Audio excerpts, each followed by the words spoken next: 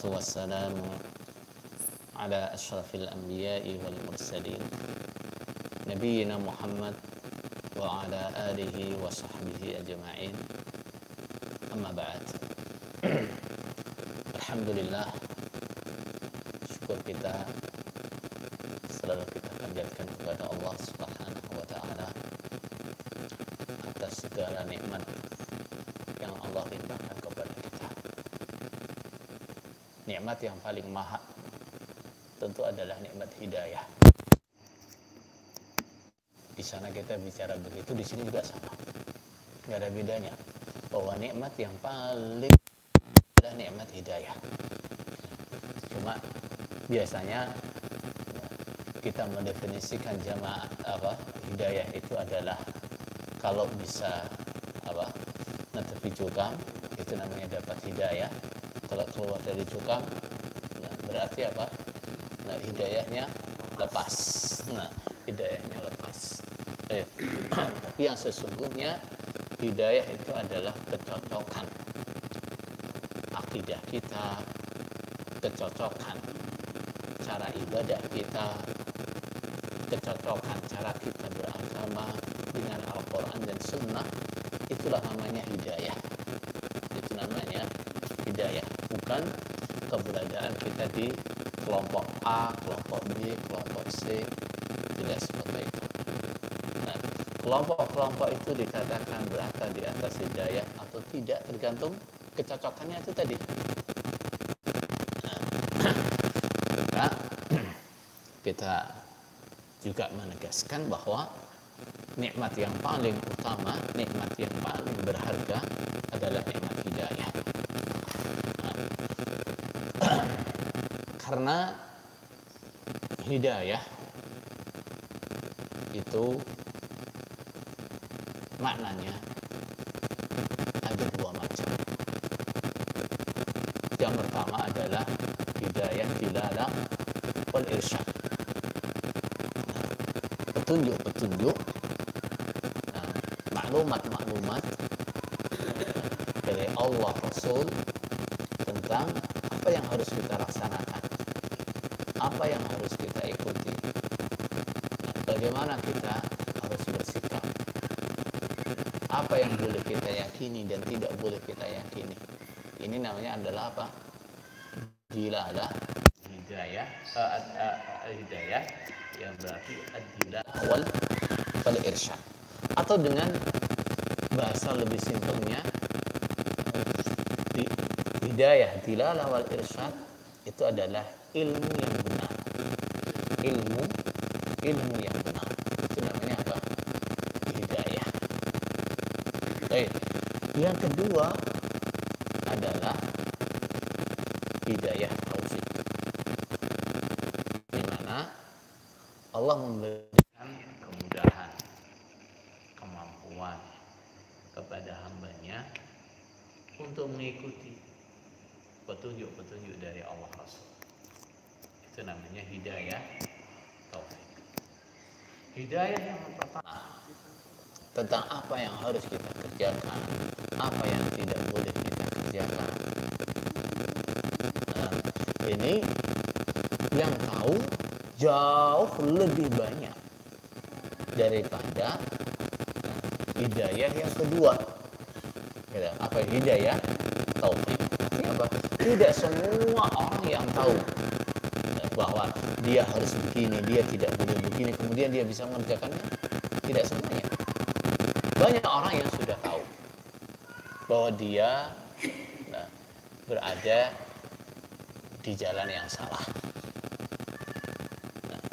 Dia tahu kalau dia harusnya begini,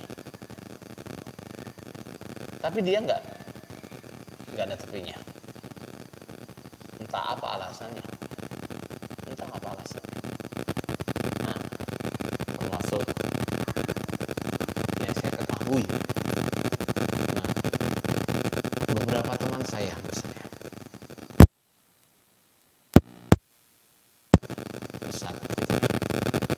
Saya tahu beberapa di antara mereka itu sudah ngerti bahwa jamaah yang dia tetap itu nggak benar.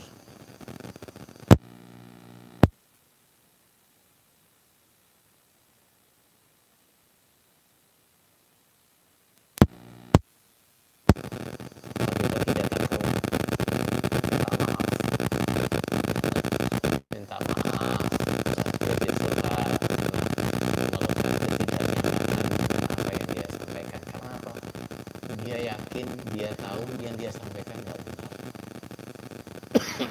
Sampai seperti itu. Nah, tapi dia merasa apa? Saya belum bisa seperti saya. Saya kalau nggak ikut seperti ini, mungkin saya akan ditendang dan seterusnya. Dia merasa disorot. Ada beberapa teman Fakobumi itu yang sebelum kita ya biasa diskusi, ya ngakui, nah ya benar harusnya seperti ini. Bahkan sebelum kita bersuara pun dia berani loh.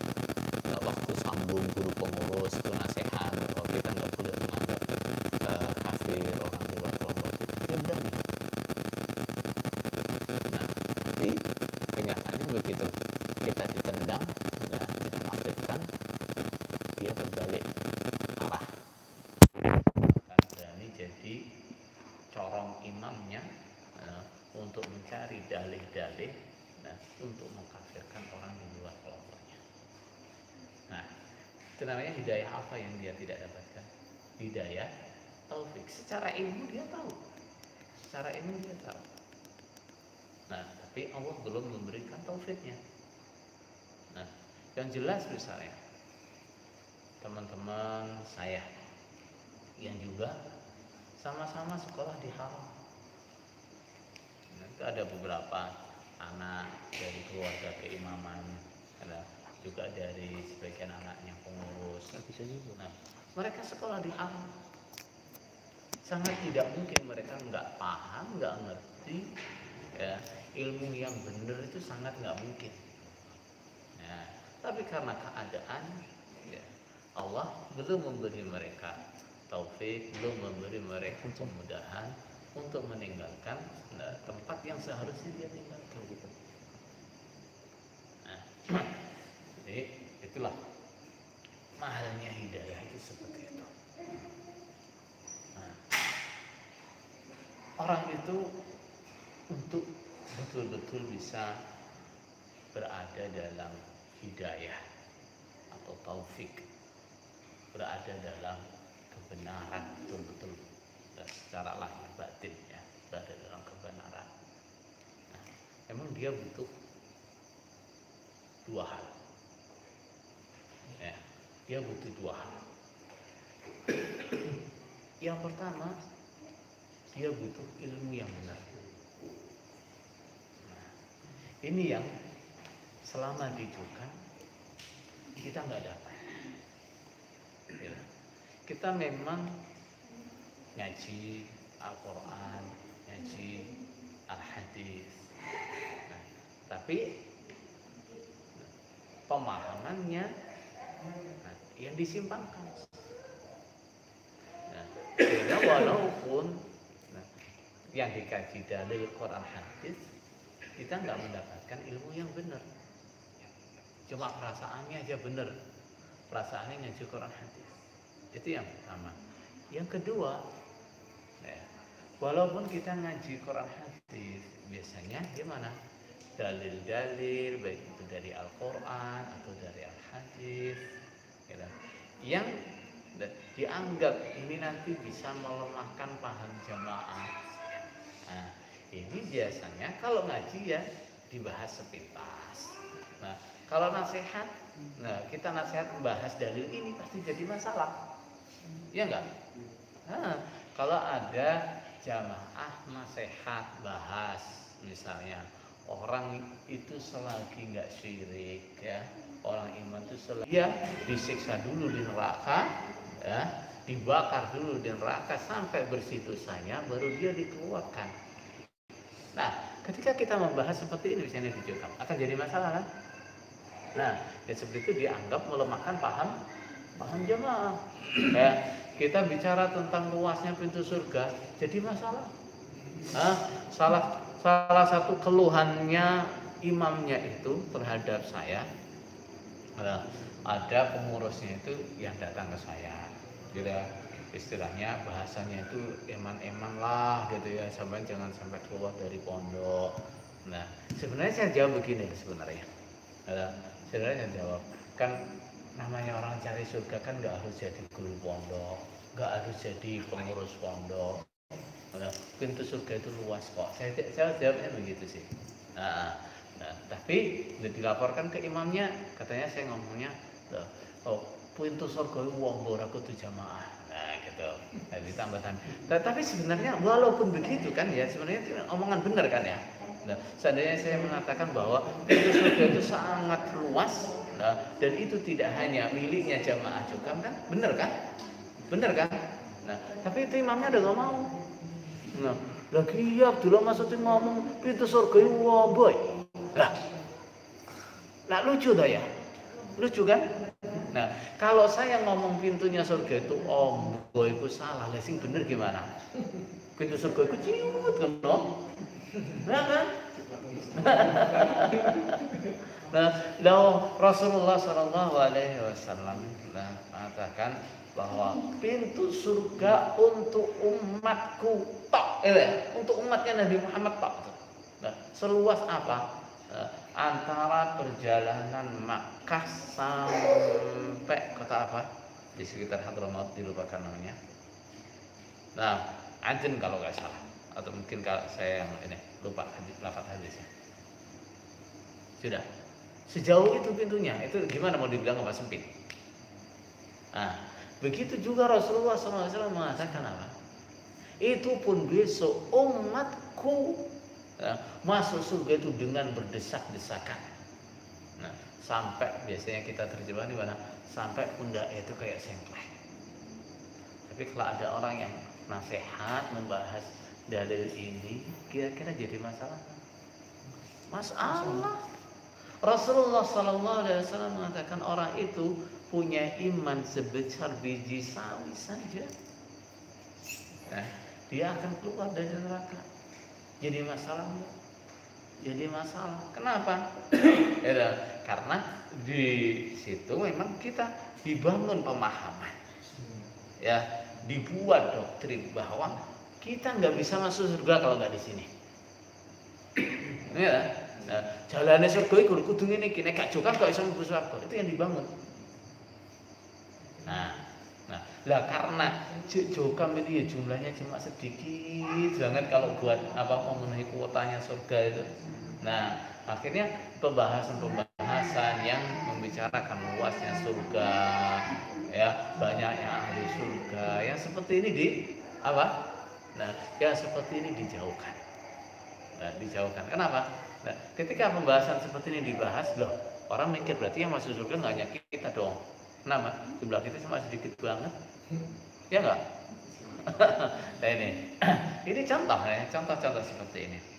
Jadi memang selain pengertian banyak disimpangkan, hadis-hadis, ayat-ayat yang mereka anggap ini akan melemahkan jamaah, itu akan dia apa?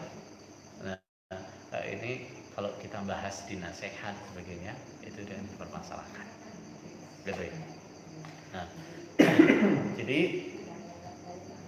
itu ya, himpunan jokam itu memang yang menyusun itu bukan imamnya,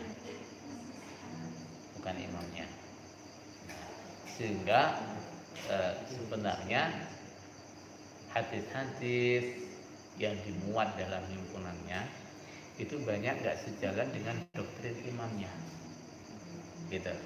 Jadi dulu itu ada ulama sepuhnya itu yang dia itu awalnya adalah santri NU, gitu ya, santri.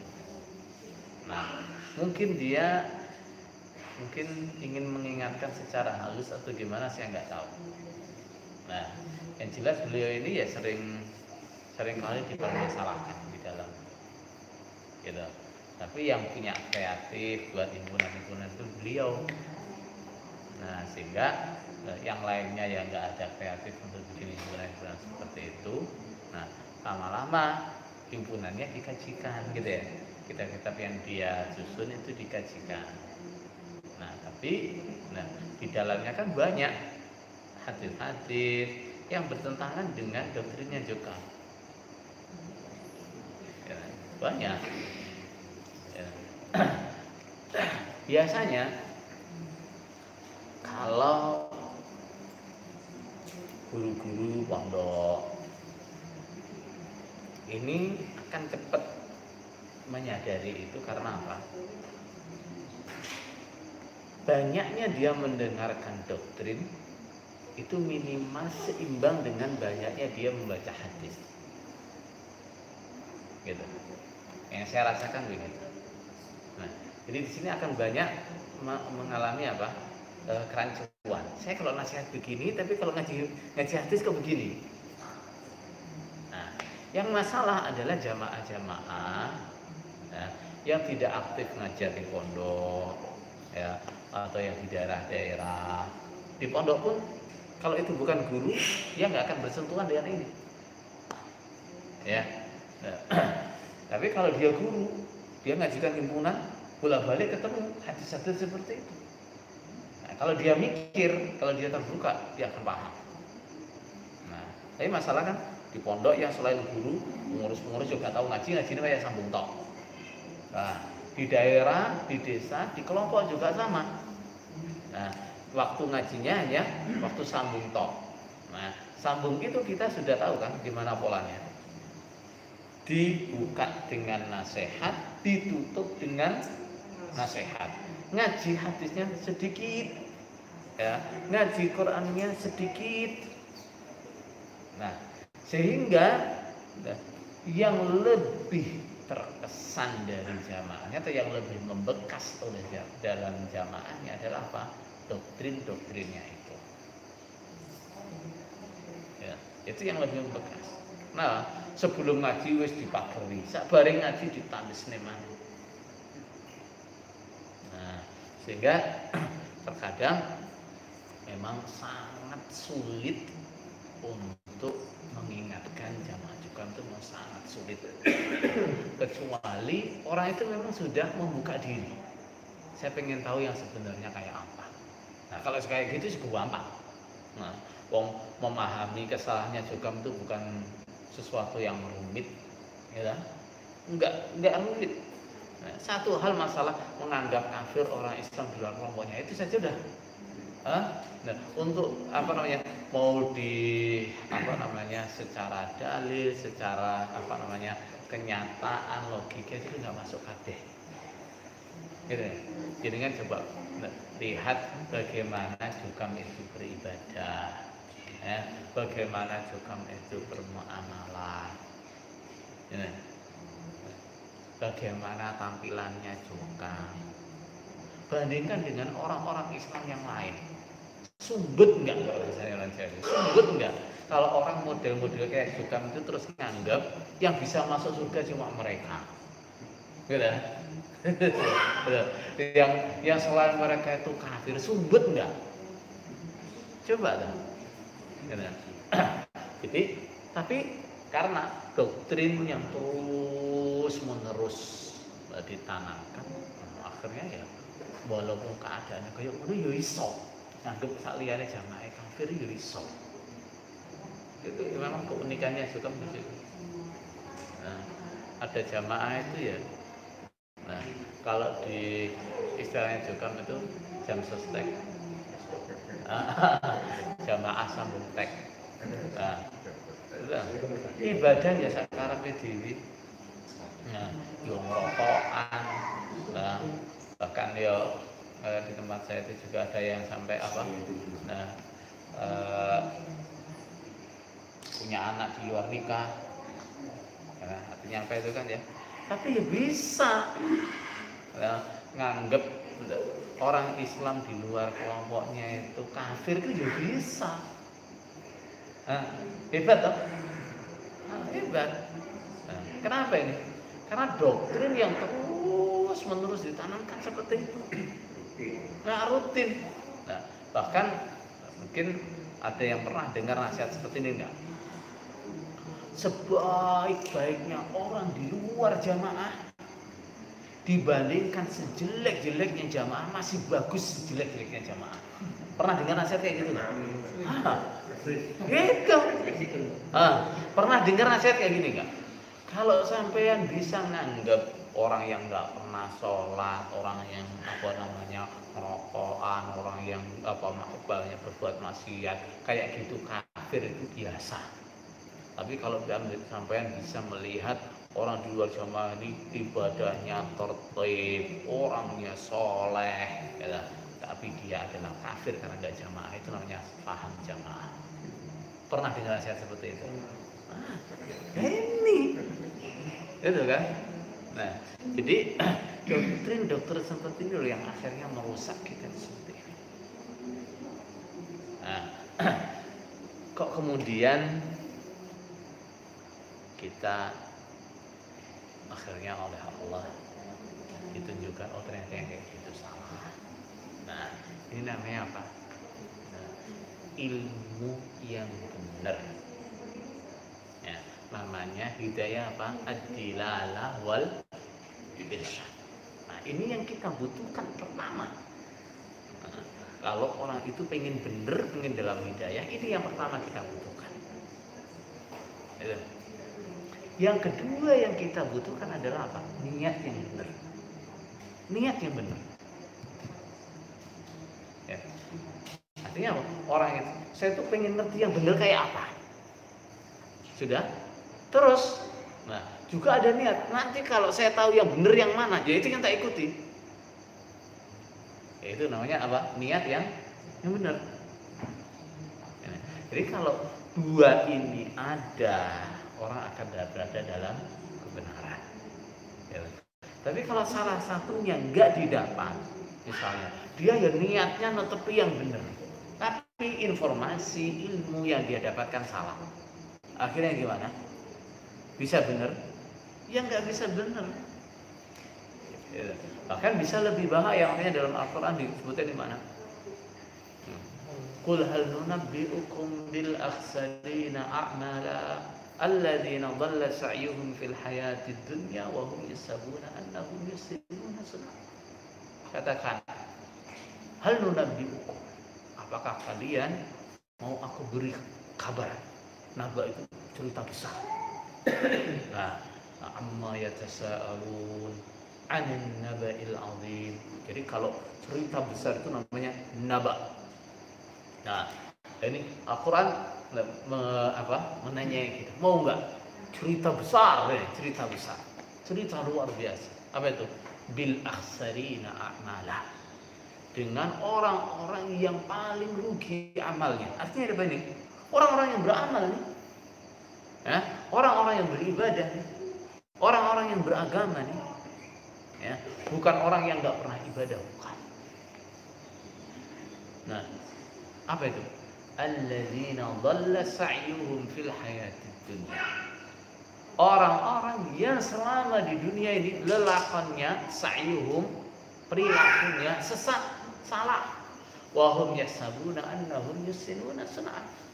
Nah, tapi mereka mengira mereka telah berbuat baik. Ini orang yang paling rugi. Kenapa? Orang itu ketika dia merasa benar, dia pasti semangat, ya enggak? Nah, ketika dia merasa benar, dia semangat.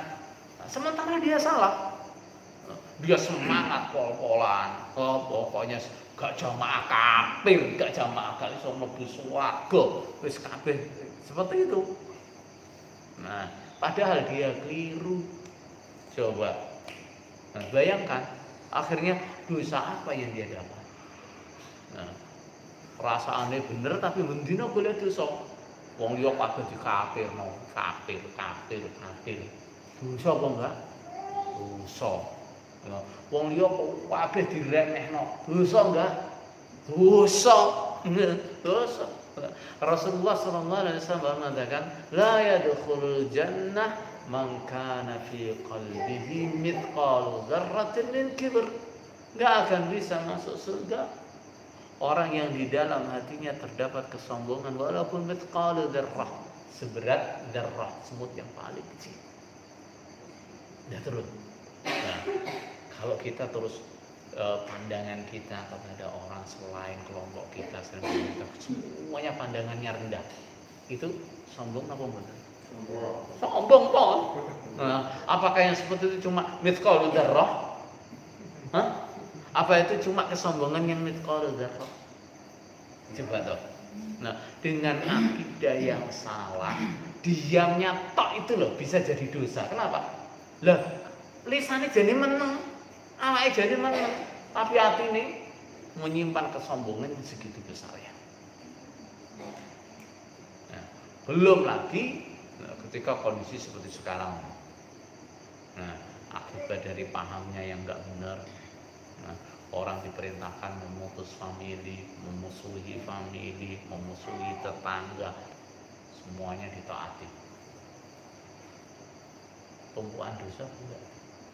Nah ini, nah jadi yang paling rugi ya seperti ini. Nah, orang merasa dia benar, sebenarnya salah. Terus kalau orang dia yang mau belajar, mau mendengar, tapi nggak ada niat yang baik, gimana? Dia belajar, tapi hanya belajar untuk apa? Untuk membantah. Nah, belajar buat mentai. Nah, ya sama, nggak ada niat baik sama saja. Jadi makanya ini yang harus kita apa? Kita lengkapkan dalam diri kita. Usaha yang harus kita lengkapkan dalam diri kita. Artinya saya berusaha untuk cari ilmu yang benar, kemudian niat saya adalah kapan saya tahu yang benar itu yang saya tetapi. Nah, orang dengan begitu dia akan benar-benar berada di dalam hidayah. Nah, Bapak sekalian, memang kadang-kadang mau keluar dari Jukam itu perasaannya apa? Ngeri-ngeri sedap. Iya benar Pak, benar. Nah, saya nggak memungkiri ya. Walaupun sejak awal belajar di Mekah itu saya sudah yakin suatu saat saya harus meninggalkan Jukam ini. Tapi pada saat saya harus memutuskan, sekarang saya harus keluar. Itu yang redek kok Pak, sama Pak, redek. Bukannya nggak redek. Nah, aku gak ngomong aku gak enak redek sama sekali, gak enak bagi sama enggak. Saya juga redek kok Pak. Nah, kenapa? Ya, tahu saja.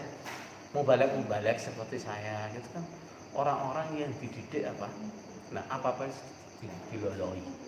Nah, orang tahu mikir gone beras, orang tahu mikir bayar listrik, pokoknya anggar urip mana. Nah, ya waktu memutuskan untuk keluar itu ya beredek lah, aku kena wis metu terus piye uripku. Gitu. Jadi ya gitu tuh. Perasaan seperti itu. Nah, bapak-bapak yang mungkin enggak ya biasa secara ekonomi mandiri misalnya ya.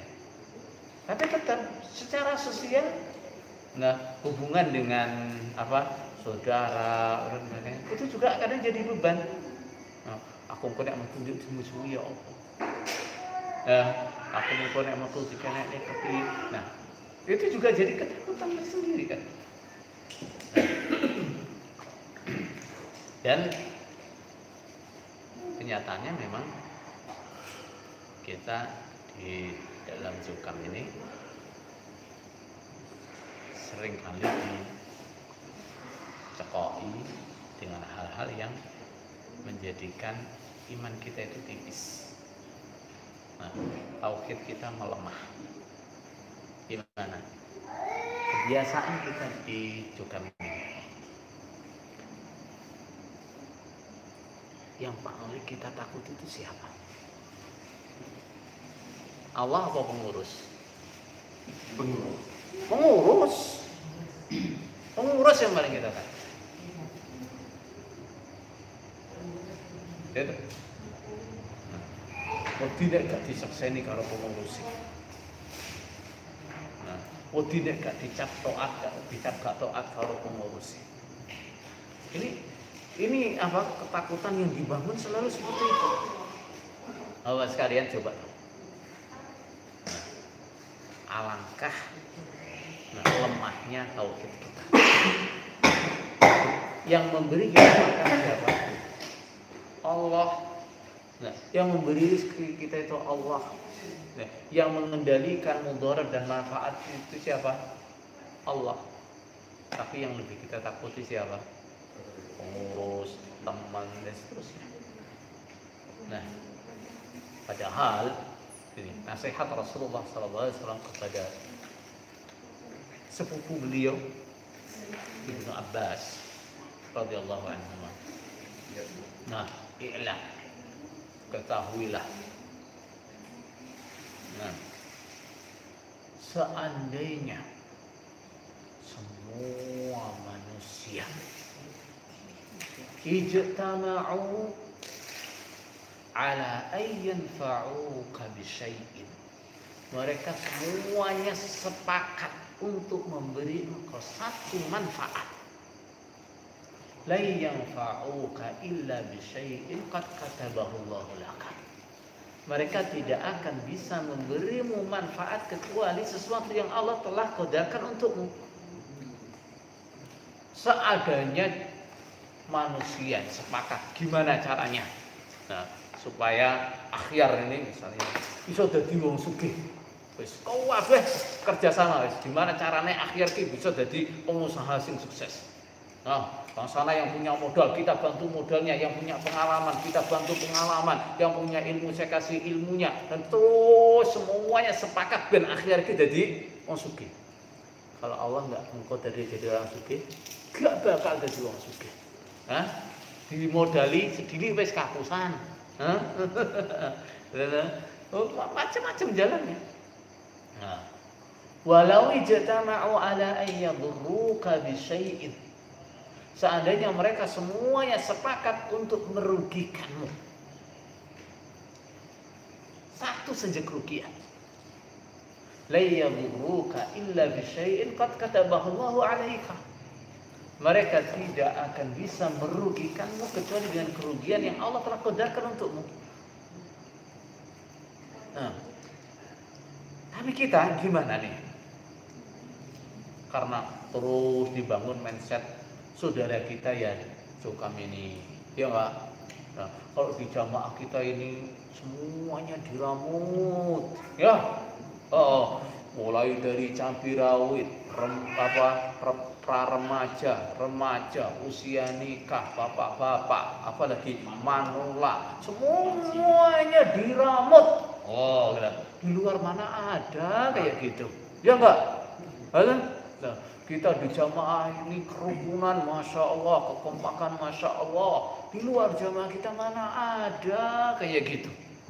Nah, itu kan apa? Mindset yang ditanamkan, nah, yang akhirnya merusak cara kita berpikir.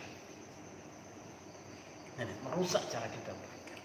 Akhirnya ya, termasuk imbasnya adalah ketika sudah tahu Jokam ini enggak bener, Arab itu ya wedi. Kok sing ramut aku sapa? Hah? Engko dulurku sapa? Nah, itu jadi ketakutan tersendiri akhirnya. Apa meneh kalau sudah ada ancaman. Oh, engko nek sampe metu sampean mati rene sing nyolati. Nah, mati rene sing ngubur. Lah kok semua wedi san. Nah, loro gene nyambung. Nah, wis macam-macam lah. Nah, ngono kuwi wis wedi. Nah, padahal saudara-saudara sekalian, kalau bener kita itu mati nggak ada yang ngubur, kira-kira membahayakan kita apa enggak? Membahayakan kita apa enggak? Coba, kalau kita itu misalnya, mudah-mudahan kita mati dalam keadaan husnul khatimah. Amin. Terus kita mati dalam keadaan husnul khatimah. Gak ada yang ngubur kita, gak ada yang nyolati kita. Membahayakan kita apa enggak? Hah? Bahaya enggak? Rugi apa enggak? Enggak ada ruginya. Ini enggak ada. Gitu loh. Sebaliknya kita mati itu suul khatimah. Kemudian yang nyolati banyak, yang rambut banyak, manfaat apa enggak?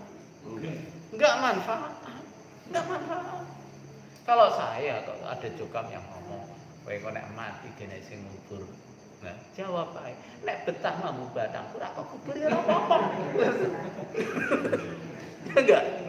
Nah, nek betah mambu barang ora kok kufur kok apa syukur-syukur nek memang aku iso ngatur ngono aku tak mati ning ngarep lawangmu. Orang itu kalau sudah meninggal, yang penting dia meninggal dalam keadaan seperti apa, itu aja. Dia setelah meninggal itu tuh ada yang ngubur, nggak ada yang ngubur, ya sama saja. Gitu. Kalau dia itu orang Islam mati sampai nggak ada yang mau ngubur, nggak ada yang mau nyolati, sing salah siapa sing mati apa sing urip? Nah, sing salah sing urip dudu sing mati. Nah, tapi kita kayak gitu udah takut, masya Allah, ya Allah. Nanti kalau saya keluar dari Jokan terus saya mati nggak ada yang nyolati gimana? Saya mati nggak ada yang nyolati gimana? Wedi bisa ngene.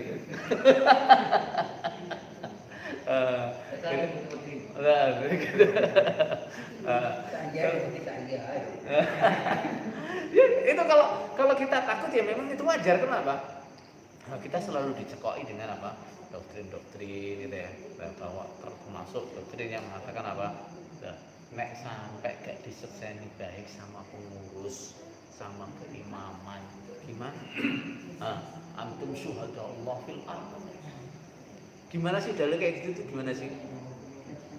Nah, artinya antum syuhada Allah fil ardh gimana sih? Nah, antum syuhada Allah fil ardh terkait dengan hadis ini.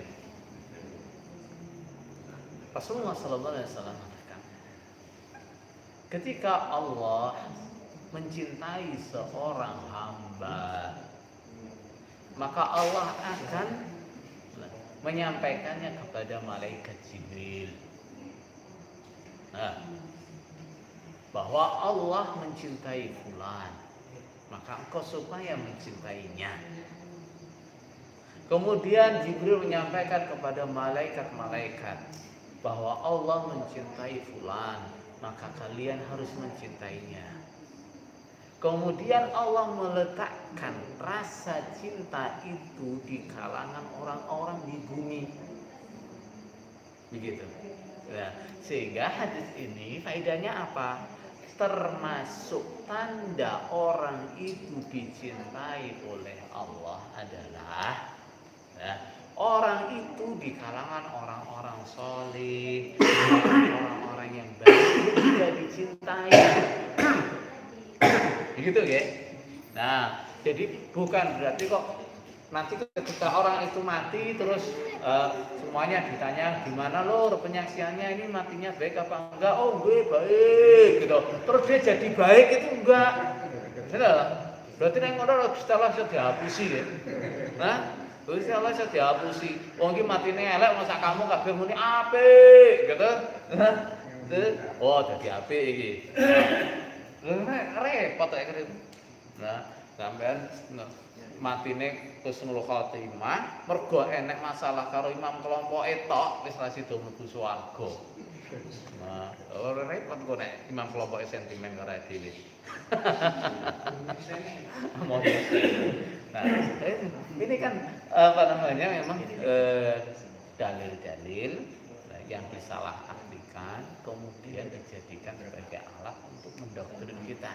Nah, sehingga orang itu apa namanya sangat takut apabila dia menyelisihi apa pengurusnya, sangat takut. Nah, jadi memang kalau ada ketakutan seperti itu ya memang wajar, memang wajar. Gitu. Tapi pada akhirnya yang kita harus pegang adalah nggak ada yang lebih saya takuti daripada Allah. Nggak ada yang lebih saya takuti daripada Allah. Orang itu kalau takutnya kepada Allah itu besar, maka yang lain nggak ada yang menakutkan. Orang itu kalau takutnya kepada Allah itu besar, nggak ada. Nah, hal-hal lain yang kita takuti. Pengurus, emang pengurus ki sapa dibanding siapa? Nah, takut apa namanya diboikot ekonominya. Nah, emang dia aja yang ngasih makan Allah kok. Nah, dia itu loh, yang ngatur manfaat dan mudarat dia itu juga Allah kok. Nah, kok terus takut dengan ancaman mereka itu dideblekno, diboikot lah. Emang dia itu siapa? Ya? Cuma ya memang itu tadi loh.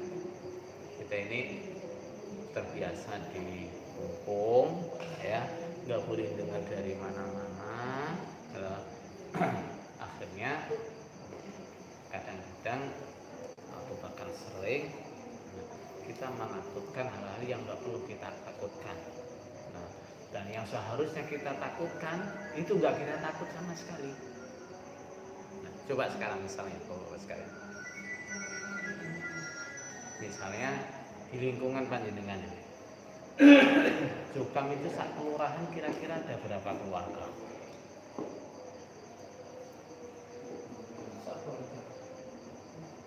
Satu kelurahan. 100 keluarga. 100 orang apa 100 keluarga? 100 keluarga.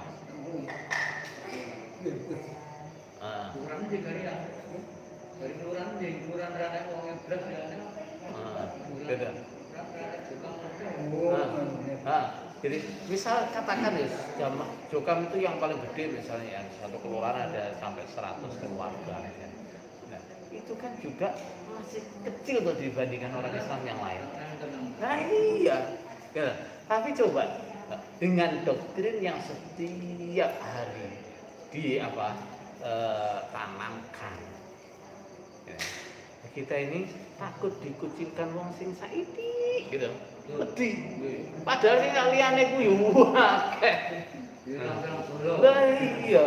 Nah, kalau kita kemudian bergaul dengan umat Islam yang lain, golone luwih akeh. Tapi iso wedi piye iku? Itulah hebatnya dokter itu kayak gitu. Nah, makanya Rasulullah mengatakan inna minal bayani lasihra. Nah, bayan itu apa sih? Bayan itu ya termasuk metode-metode doktrin, itu namanya bayan. Nah, itu seperti sihir. Nah, makanya orang itu kalau sudah kena doktrin kadang kayak orang kentir. Nah, perilakunya, omongannya kayak orang kentir. Nah, akalnya hilang. Kayak orang kena sihir. Itu. Ini termasuk kayak gitu. Kita ini sampai berpikir yang rasional itu loh gak iso. Nah, ya, aku ki duwe bola ewon. Nah, terus dikucilne karo wong 100, 200. Kok ya rumangsa wedi. Kan lucu ta itu. Lucu. Itu akibat dari apa tadi? Doktrin itu tadi. Itu. Jadi memang yang harus kita besarkan, kita polkan itu adalah takut kita kepada Allah. Nah, kalau takut kita itu hanya satu kepada Allah, wes, enggak ada yang kita takuti. Kalau yang kita polkan itu cinta kita kepada Allah, enggak ada yang kita sayangkan selain itu. Nah, sampai orang mengatakan apa? Idza sahami fal wuddu fa kullu hayyinu wa kullu alladhi fawqa turabi turab. Nah, kalau engkau benar-benar cinta kepada Allah, semuanya itu ringan, semuanya itu sepele. Wa kullu alladhi fawqa turabi turab. Semua yang ada di atas tanah wis gak padha gak beda karo tanah. Nah, orang itu kalau betul-betul cinta dia itu hanya kepada Allah, wis. Aku diboikot usaha walah usaha ki apa sih? Hah? Aku ki diboikot karo dulurku apa sih? Nah, wis gak kuatir kehilangan yang lain nanti gak kuatir. Nah, kalau saya kehilangan yang lainnya saya masih punya Allah. Apalagi kenyataannya. Yo enggak enek. Orang itu yang keluar dari Jokam terus deblek karena dia keluar dari Jokam dia nggak ada. Nah, adanya orang-orang yang keluar katanya deblek itu hanya berita di dalam. Pak Kolil sakwise metu dadi tukang parkir gitu. Apa meneh wis to. Kula Mas saiki mangan kangelan sampe njaluk-njaluk ngene lurahe sampe ning kecamatan. Ngono kono kuwi eneke nggone Jokam tok. Kenyataannya kita yang keluar juga ini apa-apa gitu ya. Dan seandainya betul ada cobaan kayak gitu. Ya kan? Gimana sih misalnya betul-betul misalnya di Qadar begitu keluar Allah menguji ekonominya sulit, hidupnya agak susah, apakah itu istilahnya suatu kerugian bagi kita? Ya enggak kan? Enggak. Ya, bahkan kalau kita lihat tukang yang biasanya nggak nasihat, sing tukai deblek, kok ya itu sing deblek lho kan? Iya kan? Yang kadang-kadang kayak gitu itu. Nah, saya ingat tuh waktu kita baru hijrah, saya punya ponakan 2, jualan bakso pentol keliling itu loh. Nah, itu disiar-siar terus sekarang pengikutnya pada jualan pentol gitu ya. Nah, artinya apa? Menggambarkan kehidupannya susah gitu loh. Pikir kok aku mikir kok ya nggak mikir ya. Nah, di kampung situ itu jamaahnya yang jualan pentol itu puluhan. Dari ya gitu. Nah, jadi orang kadang-kadang itu memang semua kabar-kabar itu dibikin satu yang untuk memancing kebencian, yang kedua untuk menakut-nakuti, Gitu. Kalau kita Bapak sekalian dengan model-model seperti itu, misalnya kok saya keluar dari Jokam kemudian dikucilkan, nah kalau saya malah tambah mantap, nah tambah yakin yang ini gak benar, ya nggak? Nah saya begitu keluar terus kemudian saudara-saudara saya yang Jokam kemudian memutus suami dan seterusnya, kalau saya tambah yakin ini gak layak untuk diikuti, masa iya? Nah, ajaran yang benar, nah, ajaran yang katanya sesuai dengan Quran hadis, kok mengajarkan seperti itu? Nah, justru kalau saya diperlakukan nggak baik, kan seharusnya itu menjadikan apa? Tambah yakinnya kita bahwa itu barang nggak benar. Nah, barang nggak benar. Jadi untuk bapak-bapak yang sekarang mungkin kalau istilahnya suka masih murah gitu ya. Itulah. Nah, jadi ini yang pertama ya. Pengurus-pengurus Jokam itu sebenarnya kalau secara cerdas itu cerdas. Orang cerdas-cerdas. Jadi goblok itu karena apa? Nah, karena mereka kena doktrin, terus berusaha membelani barang nggak bener. Orang itu kalau membelani barang nggak bener itu kan goblok ya. Gitu lah ya. Bingung soalnya omongan itu bingung kemulai-malik. Nah, jadi sebenarnya mereka tuh ngomong cerdas. Artinya apa? Mereka itu terhadap jamaahnya yang kalau dalam istilah mereka itu terpengaruh, mereka itu titen gitu. Bagi wong iki terpengaruh. Jadi mereka itu ya titen itu apa? Ngomong cerdas gitu. Cerdas. Mah jadi goblok karena apa? Nah, karena mempertahankan doktrin itu tadi. Nah, artinya ketika panjenengan itu misalnya mundur, mereka itu ya akan intensity. Nah, itu yang pertama. Yang kedua, orang bulan itu ya ngati ya panas, gak enak. Ya, gimana coba? Panjenengan setiap datang sambung, datang pengajian, harus mendengarkan ajaran-ajaran yang sama sekali jenengan nggak cocok. Rasanya gimana? Nyaman apa enggak? Nggak nyaman. Kok paling tetap ngomong gerundel ngaji kok ngono tok. Nah, jadi nek sambat menunggu dalam ngaji ngono tok sampai apa enggak tek wae. Gitu. Nah, belum lagi nanti kalau memang pengurusnya itu apal kayak gitu, wong kayak gitu terpengaruh, wong kayak gitu sebelum emang jadinya disindiri, nggak enak, nggak enak. Jadi kalau saya sih kalau bisa memang kalau nggak ada apa namanya sesuatu yang darurat tuh gimana? Wah aku tuh misalnya saya itu tempatnya di tengah-tengah komplek, atau kondisi saya lemah, misalnya saya nanti kalau keluar mungkin diperkusi atau di apa diintimidasi, mungkin nggak siap, seperti itu bisa dikatakan apa? Ini darurat lah, kita darurat. Sebenarnya sih walaupun kalau diomong gitu darurat sebenarnya nggak begitu darurat sih. Karena apa? Prakteknya Jokam itu sebengis-bengisnya Jokam. Mereka itu juga masih mikir kalau melanggar hukum itu masih mikir kok. Takut, masih takut. Nah, masih takut. Cuma kan kadang orang tua kan ketakutannya ya berlebihan juga. Nah, sehingga mungkin yang seperti itu bagi dia ini keadaan darurat gitu ya. Atau mungkin ada tujuan-tujuan baik yang dia ingin kerjakan terlebih dahulu, misalnya saya anak istri saya misalnya belum paham gitu ya, nanti kalau saya buru-buru keluar nanti malah anak istri nggak bisa diajak ngomong, kalau tahu istrinya malah ngejak pegatan gitu ya. Mungkin saya tak apa namanya berusaha nasihati anak istri dulu. Nah ini udah alasan-alasan yang mungkin nggak apa-apa lah mungkin sementara untuk apa keluar ya. Tapi kalau nggak ada itu lagi ya sebaiknya ya wes, karena kita nggak usah apa terlalu lama buang-buang waktu ya nggak, karena waktu kita itu sudah kadung terlalu banyak tersia-siakan di situ. Coba toh panjenengan di Jokam berapa tahun? Tahun itu?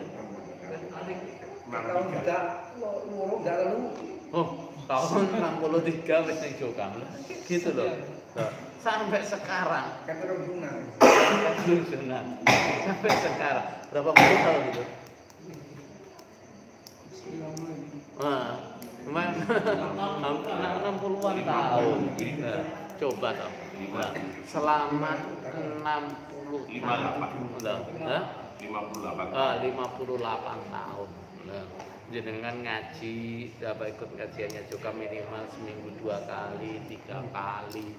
Nah, seandainya dalam kurun waktu selama itu jenengan itu belajar ilmu yang benar itu bola wala. Nah, jenengan itu secara ilmu itu wis iso dadi kiai. Ya enggak? Bisa dadi kiai, wis iso dadi ulama lebih.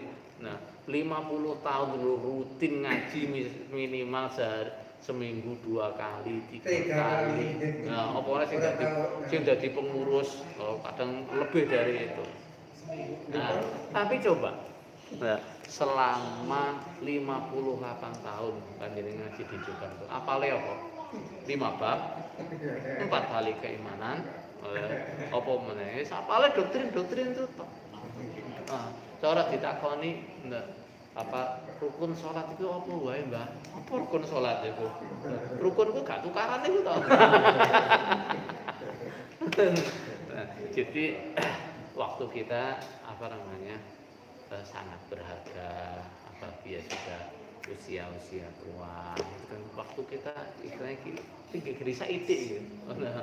Jangan disia-siakan lagi ya. Waktu yang tinggal sebentar ini, ya kalau bisa kita segera lepas, kita belajar yang benar, kita tutupi yang benar. Nah, ini insya Allah lebih bermanfaat. Nah, jenengan nanti bisa membandingkan manfaatnya orang belajar itu. Kalau yang dipelajari itu benar, nah itu orang itu belajar mengaji sekali 2 kali, betul-betul dapat faedah, dapat manfaat. Nah, betul dapat manfaat.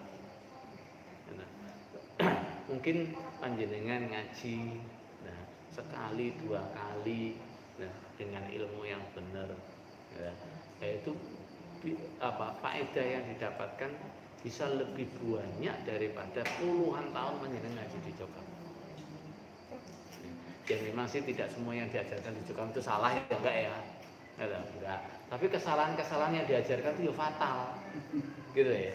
Nah, jadi semangat kita itu bukan kok semangat menyelisihi Jokam, bukan ya, yang kita selisihi yang enggak benar tok ya. Yang sudah benar ya kalau terus wah iki koyo Jokam tak tinggalin enggak ya. kayak gitu namanya hawa nafsu sama ya nggak boleh. Nah yang kita belajar di Jokam kalau yang sudah benar ya tetap dikerjakan, tetap diamalkan, tetap diteruskan. Tapi yang nggak benar itu yang kita tinggalkan. Ya seperti anggapan nek gak jamaah Jokam kafir. Nah nek gak duwe imam uripe ra halal. Nah terus kaya niku nek gak disekseni imame kok ora iso mlebu swarga. Nek gitu-gitu. Jadi yang nggak benar-benar ini yang kita tinggalkan. Ya, ini. Terus kalau saya misalnya sudah tahu Jokam ini kan kalau kita bilang ahli bid'ah itu bid'ahnya parah gitu ya. Iya. Nah, Jokam ini kalau kita bilang ahli bid'ah ini bid'ah sing parah. Nggih. Ini bid'ah sing ngeri. Kenapa ini? Ini bid'ah-bid'ahnya Khawarij di sini, bid'ah-bid'ahnya Syiah di sini. Banyak bid'ah-bid'ah yang parah-parah ada di Jokam ini. Artinya kalau label ahli bid'ah buat Jokam itu sangat pantas. Gitu. Dan terus kita sudah tahu kalau kondisinya seperti itu, kemudian nggak ada mudarat yang kita khawatirkan, ya, nggak ada tujuan yang memang baik yang kita ingin kerjakan di situ, kemudian kita tetap di situ, dan itu bisa kena dosanya apa? Nah, minimal kita kena dosa bagian dari awal kita membantu orang yang berbuat bid'ah. Ya, Rasulullah mengatakan la'anallahu man awam muhditsan. Allah melaknati orang-orang yang membantu ahli bid'ah.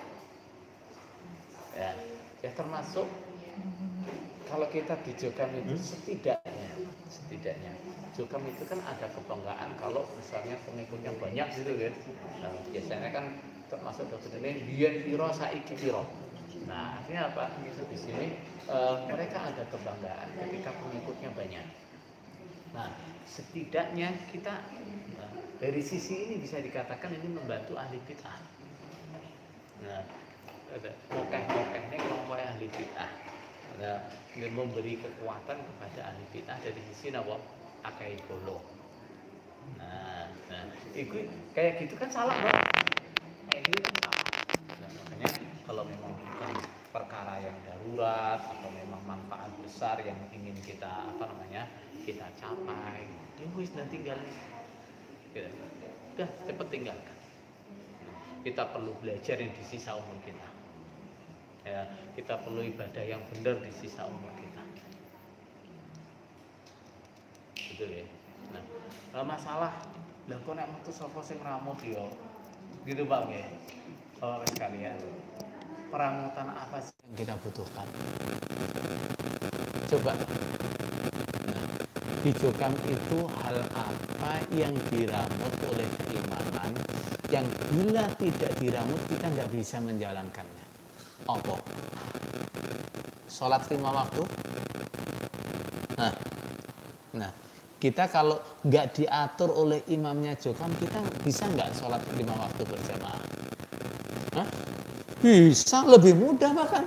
Nah, bahkan gara-gara pengaturan imam nek gak karo jamaah gak oleh. Nah, banyak di antara kita yang sholat 5 waktu mesti ning omah. Enggak tahu sholat jamaah ning masjid. Ya enggak. Nah, kenapa? Nek sholat ning kono gak sah. Nah, apa meneh? Ngaji. Nah, bener nek keimaman nggak ngatur kita nggak bisa ngaji. Tambah bebas. Pengajian yang benar, yang baik di luar Jokam sangat berat. Nah, perasaannya dhewe menunjukkan gak enak nek ngaji koyo ngene iki nek njaba ki gak enak. Yo gak enak tenan nek ngaji sing ngawur ngono kuwi. Ya, nah, apa meneh?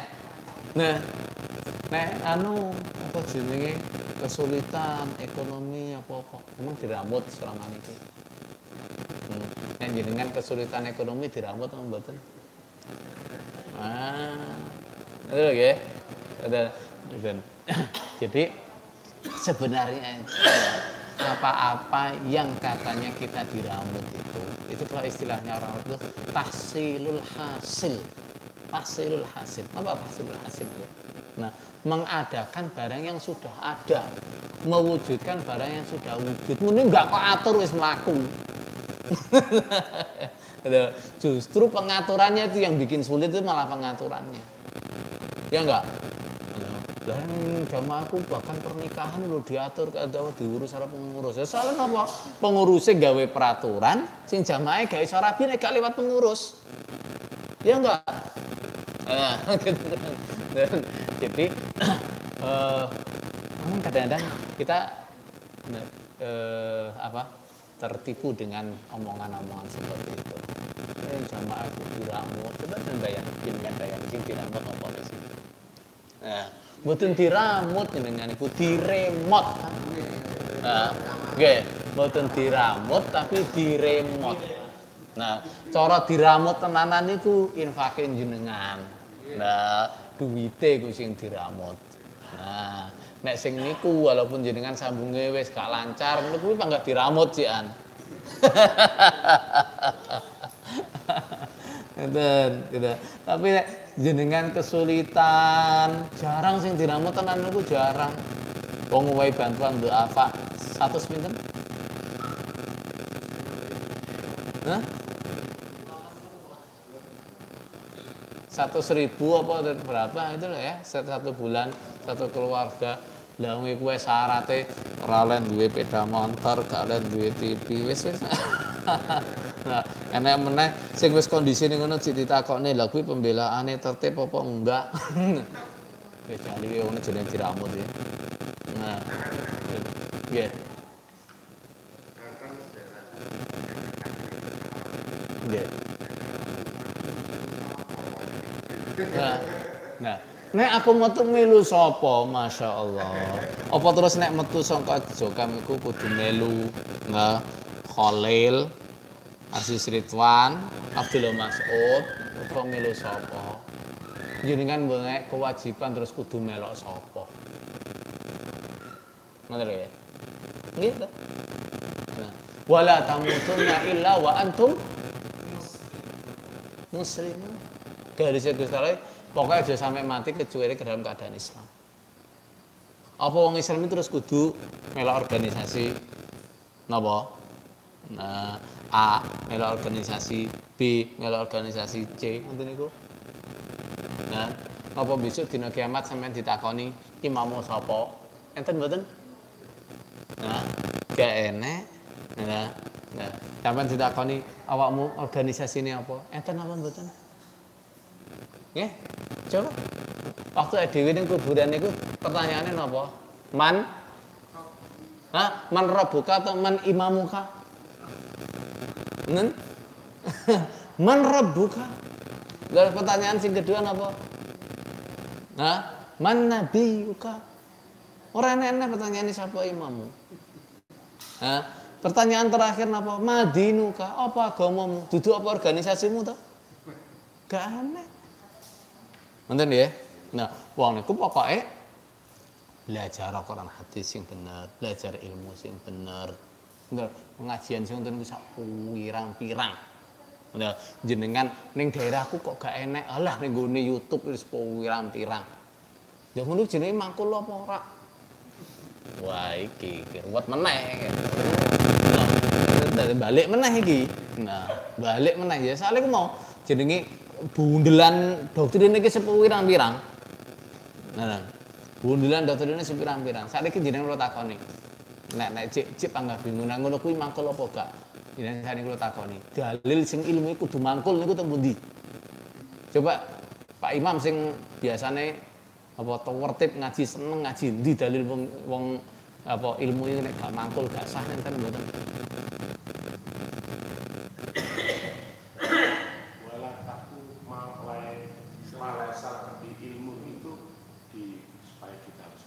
Nah, coba artinya apa? Wala taqfu ma laisa laka bihi ilmun. Aja gawe-gawe. Utawa aja ngerjakni. Barang sing awakmu gak ngerti ilmune. Lah, endi jajare kudu mangkul? Lah, sing enek ku sampean iku ngomong apa, ibadah apa. apa kudu enek ilmune. Ya enggak? Nah, Quran hadis mbatesi enggak jenengan ilmu iku kudu didapat dengan cara apa? Mboten to? Gak enek.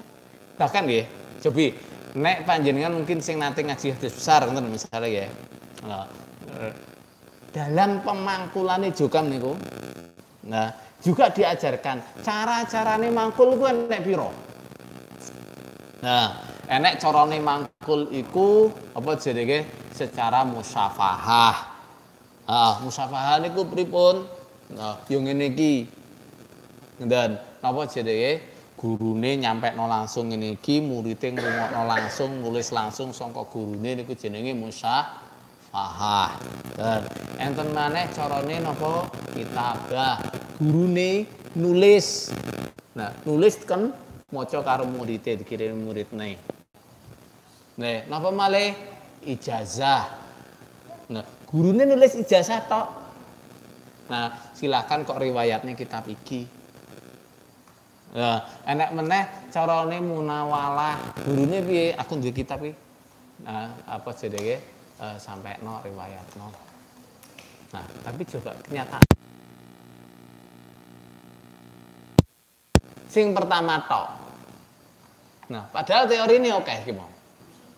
Nah, betul. Jadi dari sini gitu kan. Di sini wis terjadi apa? Kerancuan. Nah nggih. Ulama-ulama.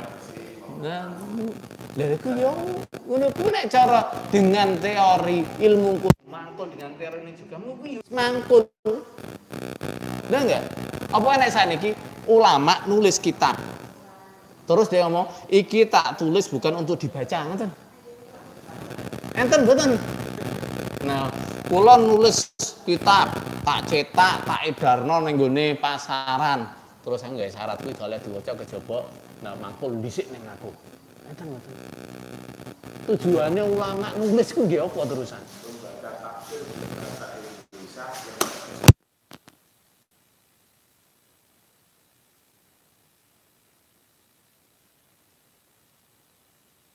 Dalam kilah jokam itu asline niku jenenge talaki. Talaki niku napa? Nrimo ilmu langsung saka nggone guru. Ya, memang sing niki memang di kalangan ulama. Nah, metode belajar sing paling slamet, sing paling efektif ya belajar sing cara niki. Tapi ora enek ulama sing ngomongno nek gak ngene iki gak sah, gak enek. Ngoten lho, ya enek. Dan metode talaki niku biasanya juga enggak terus semua kitab dhewe talaki ngene guru yang enggak. Nah, guru sing didik awake dhewe, misal ketika kita itu belajar misalnya kita sama dia talaki satu kitab tafsir misalnya gitu ya. Nanti kita kemudian ditugaskan coba kamu baca tafsir ini, kamu baca tafsir ini. Nah, guru misalnya untuk talaki hadis misalnya kita pokok misalnya kutub sita talaki langsung dengan dia, yang lainnya enggak gitu loh ya. Dan jadi enggak ada dalil yang menyebutkan bahwa ilmuku nek enggak mangkul ala jokam ngono iki gak sah. Jadi gak enak. Coba ngiling-ngiling endi dalile. Nah, memang kalau apa namanya dalil-dalil yang menunjukkan apa keutamaannya talaki itu banyak, banyak. Tapi nggak ada dalil yang mengatakan itu gak sah nek gak talaki. Gak aneh. Bener ya. Terus aneh. Ngene juga niku cara standar mangkul itu juga standar mangkul jokam niku tapi oleh enggak antarane guru dengan murid niku beda paham boleh apa enggak? Tidak boleh. Enggak boleh. Nah, kalau antara guru dan murid itu enggak boleh beda paham, berarti ilmu jokam saiki gak mangkul kabeh. Soalnya apa? Nah, pemahaman sing ini ki enek-enek nggone gurune jokam tok. Gurune jo kan gak enak sing duwe kepahaman ngene iki.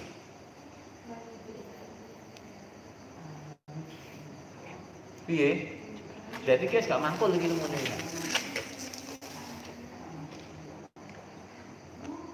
Nek misalnya terus dikatakan, oh oleh, nah murid apa namanya punya kepahaman yang berbeda gurunya itu ya boleh. Nah, nek oleh berarti apa?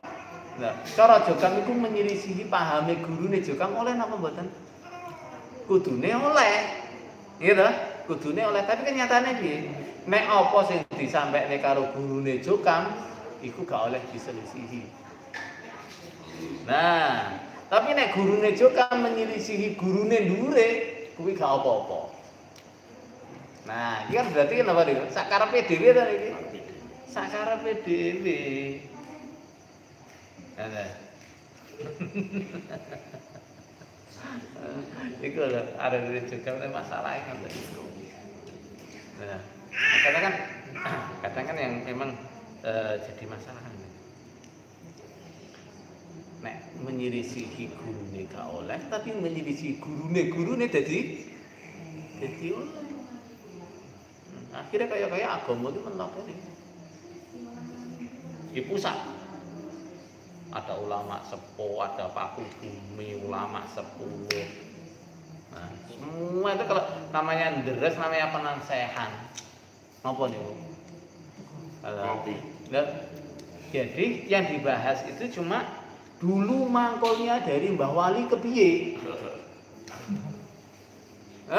Wes, nek harus ngomong dhisik Mbah Wali ngene iki oleh mangkole wis ora oleh diselisihi. Jamaah ning ngesel ngertine, dhuwure kok wis dibahas secara detail, secara ilmiah, ngono to. Enek. Nah, sing enek iku nelusuri saka murid-murid biyen saka Mbah Wali itu kepiye. Nek wis biyen saka Mbah Wali ngene kan gak oleh diselisihi. Nah, misalnya sampai barang itu sampai sekarang ini nggak ada rujukannya, tetap dipertahankan. Contohnya wong sing umroh bolak-balik di bulan haram, nah, itu sebanyak umrohe dia harus menyembelih dam sebanyak umrohe.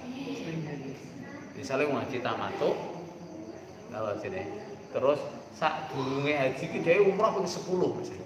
Berarti kudu mbledam pira? 10. Wis. Mangkule kok Mbah Wali ngono kuwi. Nah, digoleki dasare ora enek, rujukane ora enek, tapi tetep biyen saka Mbah Wali. Nah. Jadi ini contoh kayak gitu-gitu. Nah, kadang-kadang nek misalnya Pak Imam ya banyak ngaji lah tekon ya. Kadang-kadang kan enek terjemah ayat, terjemah atau lafaz ayat sih. Kadang-kadang kesane dipaksa nih. Mekso. Enggak apa iku alasane. Dhisik saka Mbah Wali ngene iki. Nah, tapi yo mau meksa. Manggule. Nah, manggule ngene iku. Jadi standar manggule ora jelas. Terus jirene apa-apa kudu enek isnate. Isnate ora ora jelas pisan. Nah, ilmu nek gak enek isnate ora sah. Ora enek lho ulama sing ngomong ngene niku. Nah, isnad itu memang istilahnya dia fungsinya adalah untuk apa?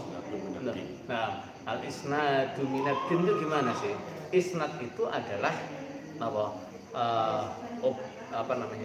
Objek kita untuk meneliti ini hadis ini kisahnya apa enggak nih?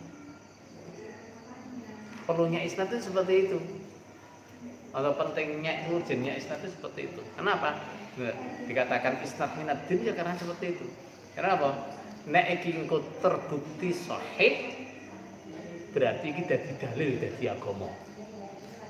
Nek gak terbukti sahih dadi ora iso dingge dalil, itu bagian dari agama. Itu namanya al-isnadu minad din. Gitu ya. Sehingga misalnya nek sahih Bukhari. Nah, kitab hadis nulis sahih Bukhari. Wis iki hadis mesti sahih.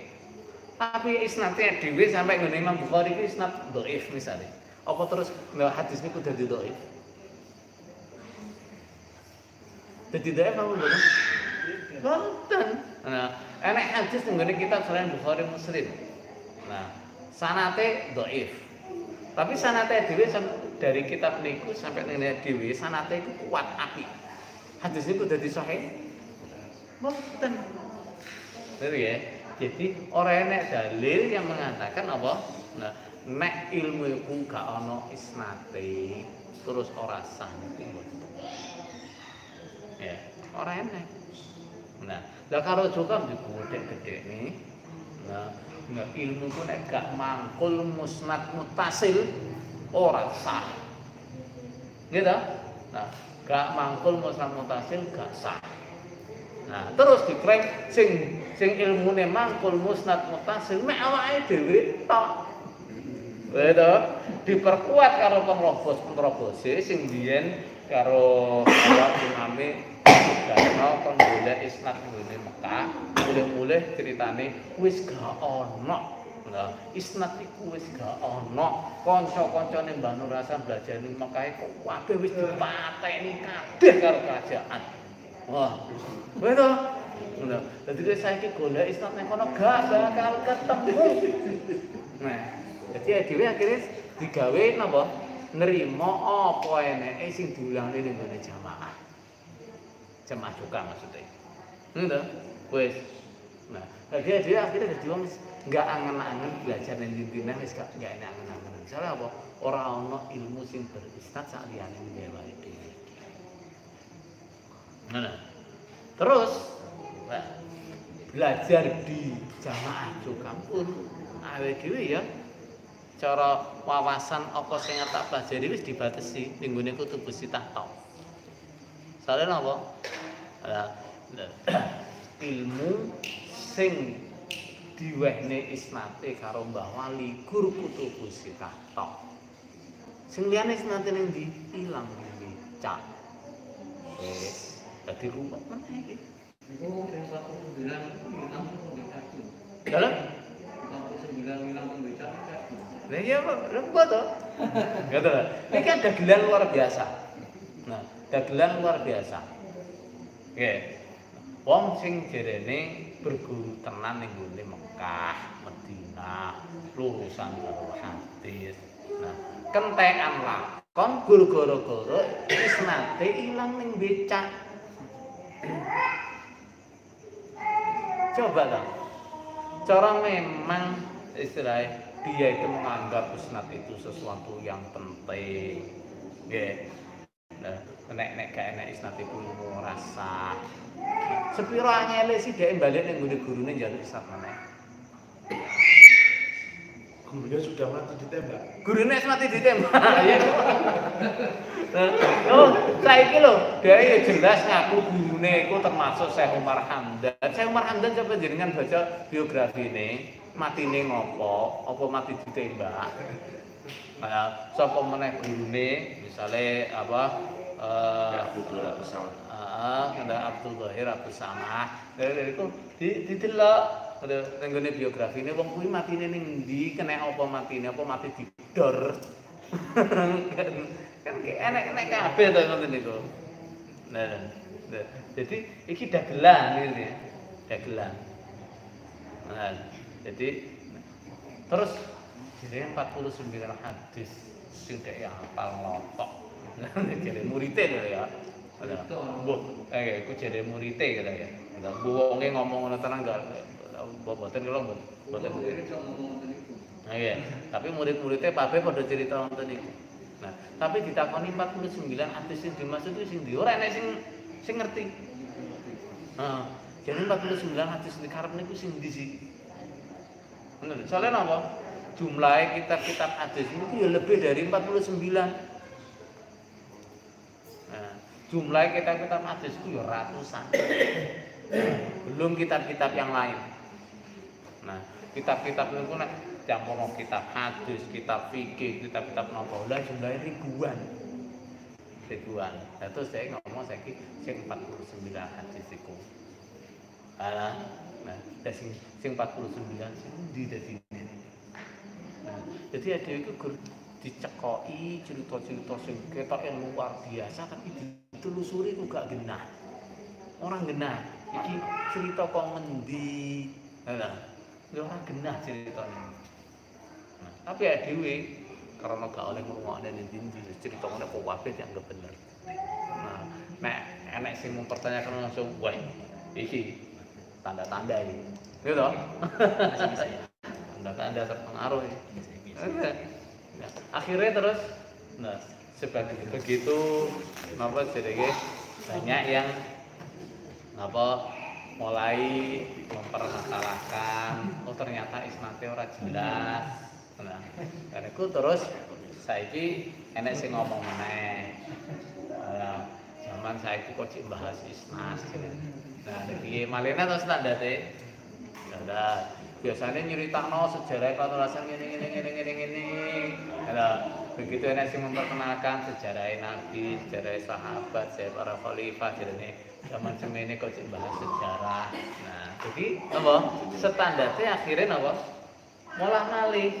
Nah, jadi molah malih hujah niku menunjukkan apa? Nah, menunjukkan bahwa yang diyakini, yang diomong itu enggak benar. Nah, enggak benar. Nah, kita ini terbiasa di cerita hebat. Nah, tapi nek ditelusuri orang ketemu. Cerita jamaah Jokam itu paling pertama di Indonesia. Nah, tahun piro? Tahun 41. Nah, terus kok bisa mengatakan yang paling pertama? Sebelum itu Panurasan sudah meneliti ke seluruh Indonesia, kesimpulannya nggak ada keimaman. Coba dipikir saiki Panurasan jadinya mulai ke Mekah tahun pinten? 41. Terus di tahun yang sama dia sudah menyelesaikan penelitian di seluruh Indonesia. Nah, yang simpulan nggak enak keimaman Indonesia. Percaya dengan zaman saiki gitu, zaman yang serba mudah. Uang menyelesaikan keliling Indonesia setahun itu abot.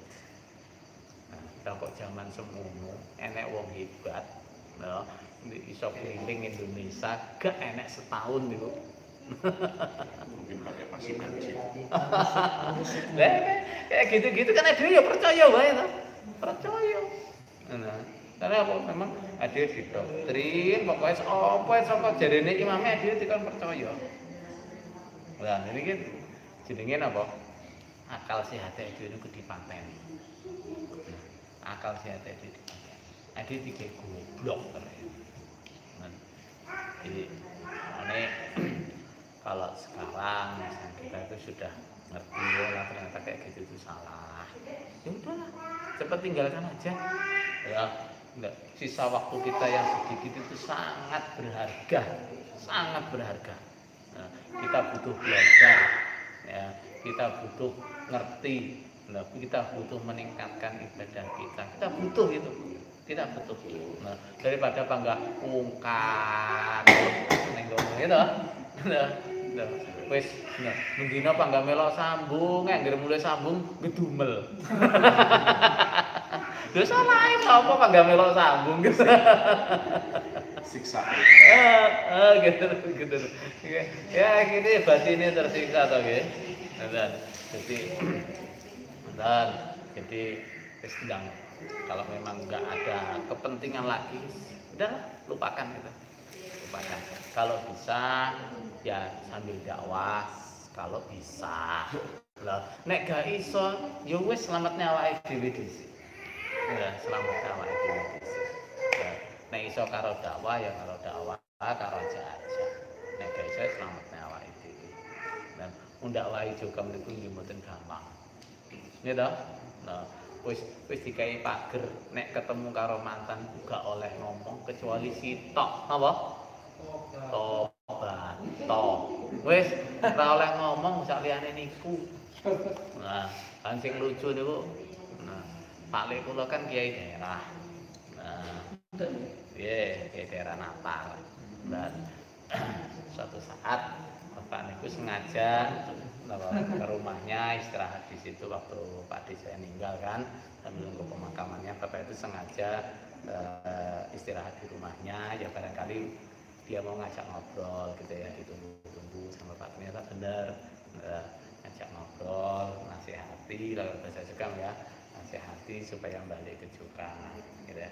Tapi begitu omongannya diimbangi sama Bapak gitu ya, begitu belak-kepan terus ngomong ya udahlah Pak D, nggak usah bahas masalah agama gitu. Dan nanti ngomong ngalor ngidul, dapat celah lagi ngomong lagi, begitu dijelasin lagi, udahlah nggak usah ngomong masalah agama, bolak-balik gitu. Nah, jadi ini kan sebenarnya apa sih? Wong rumangsa bener tapi orang yakin karo pujai. Jadi hati nuraninya itu menyadari dia itu nggak punya hujah yang kuat. Hati nuraninya itu menyadari dia itu salah. Nah, tapi utek wis kadung apa? Nah, ketutup dengan doktrin itu. Nah, makanya orang-orang yang mau membuka diri, mau berpikir jernih, ngrungokno sedih jane ya wis paham kok. Nah, paham. Nah, saya itu ada beberapa teman suka, dia memang sengaja datang untuk tanya. Nah, walaupun dia datang dalam keadaan jamaah tulen, jukam tulen. Nah, nggak butuh waktu lama-lama sampai 1 jam, 2 jam itu enggak. Beberapa menit kita jelasin, gitu ya sudah paham. Nah, pokoknya ada yang sulit gitu misalnya ya Pak, tetap apa namanya subhatnya itu tetap apa namanya kerancuannya itu tetap nggak bisa hilang dalam satu majelis, 2 majelis. Akhirnya beberapa majelis ya tetap terbuka, gitu, tetap terbuka. Nah, cuma kan masalahnya kan ini, wager itu mau, nggak nek karo mantan ora oleh ngomong kecuali sitok tobat tok. Gitu. Jadi ya memang dakwah juga bukan perkara yang mudah ya, gampang-gampang angel. Nek Allah paring yo gampang, nek Allah durung paring ya enek keluarga sendiri itu ya sudah bolak-balik ngomong. Kalau ngomong tuh ya, kalau misalnya diskusi kayak gini ya kadang-kadang ya sudah ngomong iya memang ajarannya gak bener, iya memang ngono kuwi gak bener. Nah, tapi habis itu yang kok malih meneh. Malih meneh. Itu karena Allah belum paring. Allah belum paring.